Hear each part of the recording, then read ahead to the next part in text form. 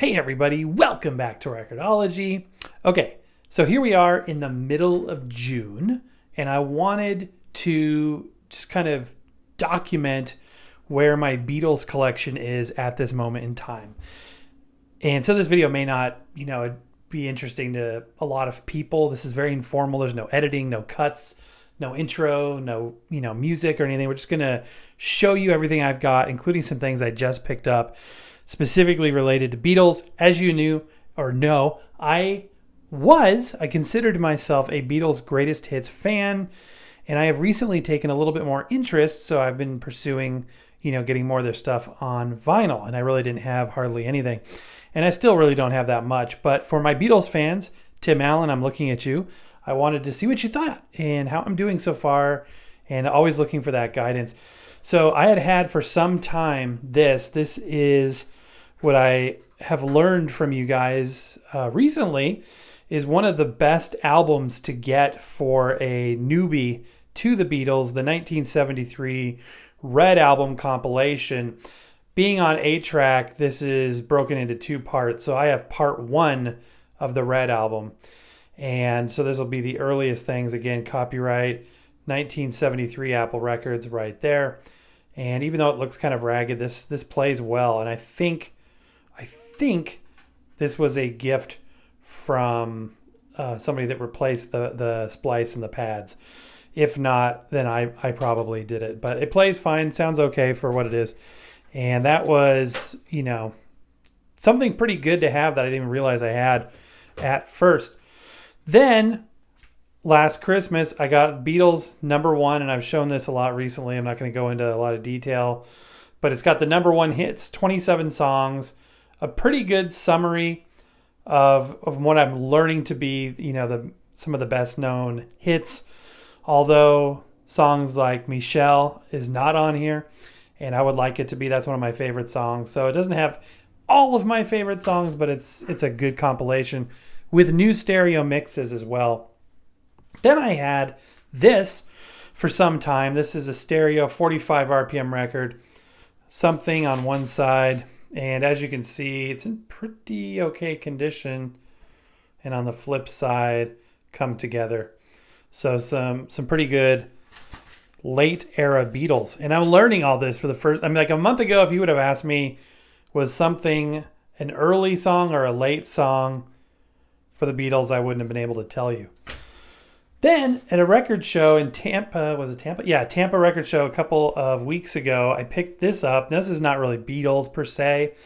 It's got Yoko Ono on one side. That's a surprisingly good sound. Usually, from what I've heard of Yoko Ono, it's not a sound that I really want to subject myself willingly to. That being said, this song is actually very listenable, and I enjoy it. And on the flip side is the War Is Over, Happy Christmas song. And I had pointed out that I thought this was on a cool looking sort of marbled green pressing. I'm not sure if it's probably vinyl. And one of you guys told me that this is actually not a marbled pressing, that this is a degraded vinyl, that the darker colors was a breakdown of sorts of the pressing. It was never meant to look like this. So that was a bit depressing because I thought that was special and I still think it looks cool and it plays fine. But yeah, that's all that I had leading up to yesterday. And I was out in where was I? Cocoa Beach, and there's a great little shop there called Beachside Retro, right on the beach, like a block off the beach. And I just went in there looking for Beatles, but I didn't want to spend too much money. I wanted to get the full Red Album on vinyl because I want to play more Beatles on vinyl. That was my goal, not to collect everything, not to necessarily get the best condition everything, but just to be able to play some Beatles on vinyl. That was my goal. If I want the best sound quality, I'll go to like a lossless digital.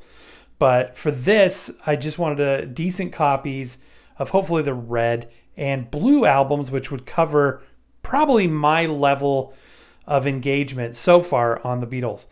So they did have both. They had the blue and the red album, but the red albums that they had were priced a little high for what I wanted to spend. The cheapest red album they had was, I think, $28, And I had it in my head that I shouldn't be paying more than like 20 to 23, 24 in a stretch. So even though it was close, I decided to hold off on that. But I am happy to say that I do now own the Blue album. And it's not it's not the Capitol version, it's the legit Apple pressings, which, again, correct me if I'm wrong, but I understand that the Apple pressings sound better than the Capitol pressings, and that's kind of what I'm going with. So I have obtained this double LP set. I paid $22 for it. I feel that that was fair. The condition, I've cleaned all this stuff, by the way. I put it all through the spin clean last night, but I wanted to show you the condition of the records. It's not perfect by any means, but for the price and for what I was looking for, I think it was pretty adequate. So it looks pretty dang good on camera. There are some microline things going on, like you can see a little superficial scratches and things. So it's definitely not perfect, but it should be playable. That's the goal. And I'm okay with some pops and scratches, as you know. I've got no problem with that.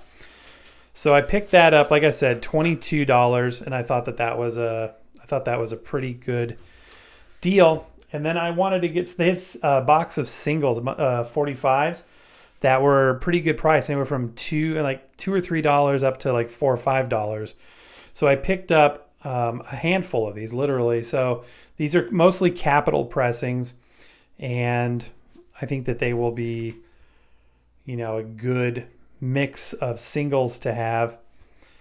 I got to thinking after the fact that I probably should have bought songs that weren't on this Blue album compilation. Some of these are, so it's a bit redundant, but that's okay. This is one of my favorites. I like that song a lot. Every one of their songs sounds so different than the others.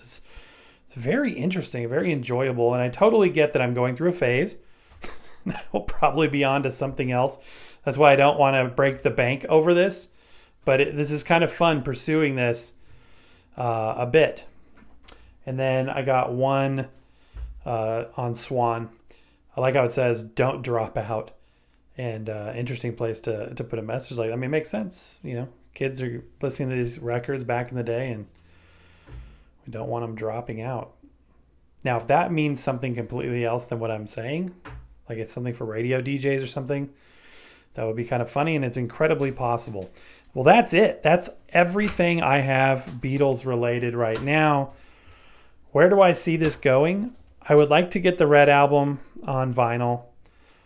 And from there, I think I would like to get and I know I've been reading a lot, and apparently the Blue album and the Red album feature versions of songs that differ from the album versions. Like a lot of single versions of songs are on these.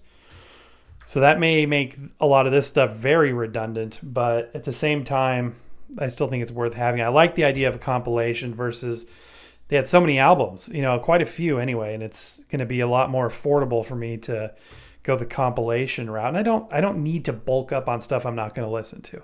I'm still not a, diehard, super into it Beatles fan, but my interest level has gone beyond the greatest hits level. And although that's a great CD, I've been listening to that a lot lately. And like I said, I'll probably go on to other things. So it's very interesting. I know this is sort of a rambling video, just kind of show and tell, which I always like doing. I don't know, maybe. I was gonna get the Red album. That's still on the to-do. I'd like to find that. If anybody has an extra copy laying around, feel free to. The PO box is open and available. No, I'm just kidding. But recent releases, like, am I going to buy like the big stereo or mono box sets? Probably not. But at the same time, I do like some of the newer material they're releasing, like the past Masters albums. I would like to get those 2 of those. I might pick up 1 or 2 of those at some point, maybe as a Christmas present or something, a birthday present down the road. But anyway, just wanted to show you where things were at. Always looking to learn more from you guys. So continue to point me in the right direction. And thank you for all of the knowledge you've shared so far to get me to this point. So there you go. 10 minutes talking about the Beatles. Hope you guys have an awesome day. And we will talk to you next time.